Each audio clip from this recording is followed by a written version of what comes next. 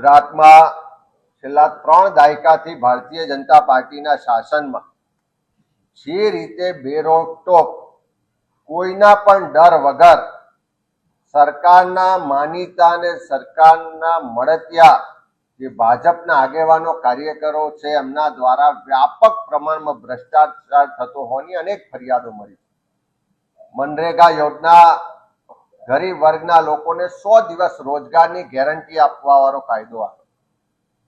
આ કાયદા હેઠળ રોજગાર આપવાને બદલે ભાજપના જે નેતાઓ છે ને એમના મળતિયાઓ છે એમણે ખિસ્સાને તિજોરીઓ ભરવા માટેનું કામ કર્યું છે. જાન્યુઆરી મહિનામાં અમે પહેલીવાર ફરિયાદ પુરાવા સાથે સરકારને આપી મુખ્યમંત્રીશ્રીને રજૂઆત કરી હતી કે દાહોદ જિલ્લામાં મનરેગા યોજનામાં ભ્રષ્ટાચારની વ્યાપક ફરિયાદો મળી છે. એમાં પણ રાજ્ય સરકારના મંત્રી ને એમના પરિવારના જે લોકો છે એમની એજન્સીઓ દ્વારા ભ્રષ્ટાચાર આચરવામાં આવે છે. ભાજપના જે સ્થાનિક આગેવાનો છે એમના આશીર્વાદથી ભ્રષ્ટાચાર થઈ રહ્યો છે, એની તપાસ થવી જોઈએ. અનેક ગામો એવા છે કે જ્યાં માટી મેટલ રસ્તા હોય, આરસીસી રોડ હોય, કુવાના કામ હોય, ચેકડેમના કામ હોય, એવા વોટરશેડ ને મનરેગાના અનેક કામો એવા છે કે સ્થળ પર એક પણ કામ કરવામાં આવ્યું નથી અને એની સામે બારોબાર લાખો રૂપિયા ઉપાડી લેવામાં આવ્યા છે, ચૂકવવામાં આવ્યા છે.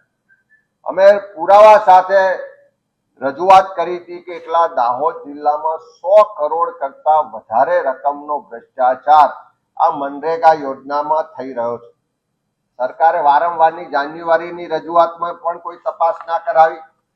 ત્યાર પછી માર્ચ મહિનામાં ફરીવાર પુરાવા સાથે રજૂઆતો આપી. ત્યાર પછી વિધાનસભાના સત્રમાં પણ પુરાવા સાથે પ્રશ્નોત્તરીમાં પણ રજૂઆત થઈ ને અન્ય રીતે પણ રજૂઆત થઈ.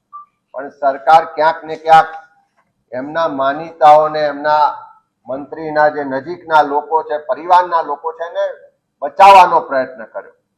હમણાં જ્યારે જિલ્લા લેવલે તપાસની શરૂઆત થઈ, જિલ્લાના જે ડીડીઓ હતા, ડીઆરડીએ ડાયરેક્ટર હતા, એમના દ્વારા તપાસ થઈ. ત્યાં ટીડીઓએ તપાસ કરી અને જે ફરિયાદ આપવામાં આવી છે કે 35 જેટલી એજન્સીઓ દ્વારા 71 કરોડનું કૌભાંડ થયું હોય એવી એફઆઈઆર ત્યાં નોંધવામાં આવી છે.